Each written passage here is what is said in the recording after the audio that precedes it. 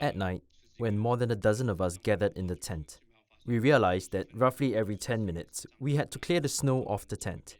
Otherwise, the weight of the heavy snow would crush it. We stayed close together for warmth and support, and even though the large tent collapsed, maybe 7 or 8 times through the night, we managed to restore it each time as quickly as possible. It was extremely difficult, and of course, we were worried. On the one hand, even our team leaders underestimated the difficulties. There wasn't much of a contingency plan, no real plan B. In my home region in the south, it's still about 30 degrees Celsius in October, so no one expected such heavy snow.